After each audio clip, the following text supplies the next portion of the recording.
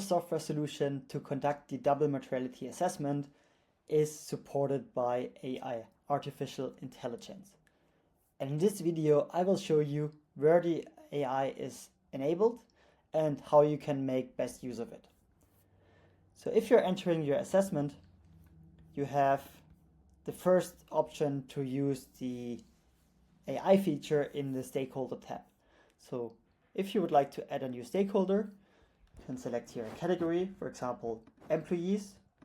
In this case, you can select the expertise, for example, company expertise, and the name. In this case, I would like to discuss it with the HR representative.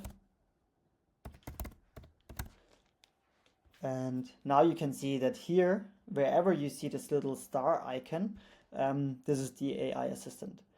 And it just turned green because I started to enter some information. Beforehand, it didn't have enough information, and then it's grayed out. If it's grayed out, it doesn't have enough information to really support you. So in this case, it has enough information. I turn on the AI assistant, and here it gives you a nice description that the HR representative plays a crucial role in the managing the workforce, ensuring that employees' needs are met. So yeah, really easy to understand why it writes that, and it's a solid description of the HR representative. And then you can select the interest of the employees in a company. In this case, it's quite high usually, so you can write a justification of this interest. Same for the influence.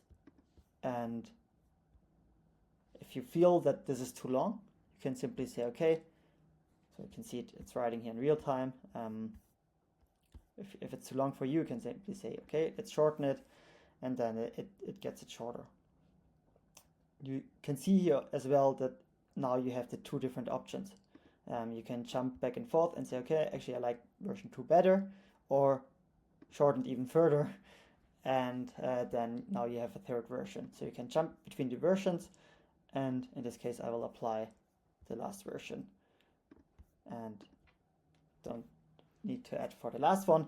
So now you can see here the HR representative. So this is how you can make use of the AI in the stakeholders tab, but more importantly probably I will show you how you can use it in the IRO analysis. So first of all, if you create a new IRO, let's create an empty one. You can define here if you have an impact or financial materiality, or if it's not material. In this case, let's go for the we are in climate change, so there's a financial risk, for example, for a flood risk for my location. So in this case, you see here again the AI assistant, and it can write an IRO. Yeah, you can read it. It's quite a generic IRO, and this is what the AI usually does. So it uses the information that you give about your company, and it uses the information that it has about climate change adaptation, and it uses our IRO database in the backend. But often the elements are quite generic. However, instead of rewriting everything yourself, you can simply add here some prompt and say, please consider the flood risk for our office location in Berlin, for example. And then you click the little renew icon, and now it generates suggestions that the company office location in Berlin is susceptible to flood risk due to climate change, which would lead to significant disruptions in operations. This is actually quite a solid IRO. It also speaks about implementation. Yeah, this is not needed here at this point, but it's a very solid IRO description. Then you can define the materiality. It's a financial materiality, as we said. You can say it's a risk. The value chain, it's our own offices, and it's not a leased offices, so its own activities. And the time horizon, in this case, the flood risk will be quite different if you consider short or long term. So let's consider long term. And the scale. So how big is the threat and basically the costs if there would be a flood in the office.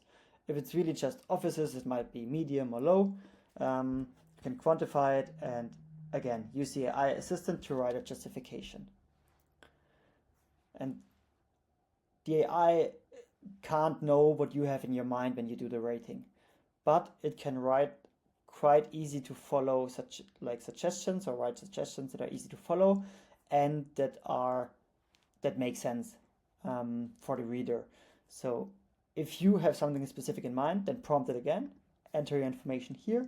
If it's just something that should be easy to follow, then usually what the AI suggests is quite good and quite solid. If you want to have more information, you can click here the expanded or shorten it options if you want to have it shorter. If you're really not happy with it, or if you have changed, for example, here to a very high and you want to use the AI again, you see the scale is high, but here it still writes about medium scale. You can simply say reset the chat, and in this case it is now talking about the high scale. So it really adjusts if you reset the chat, it adjusts to the latest definitions. And if you think now that on average organizations have between 200 and 300 IROs, and for each IRO, if you write them yourself, you can calculate about 5 minutes. So these are 1,500 minutes only writing these IROs, or IRO justifications. If you use the AI, you can really minimize it to 1 minute, but at least half the time it requires you to write these justifications.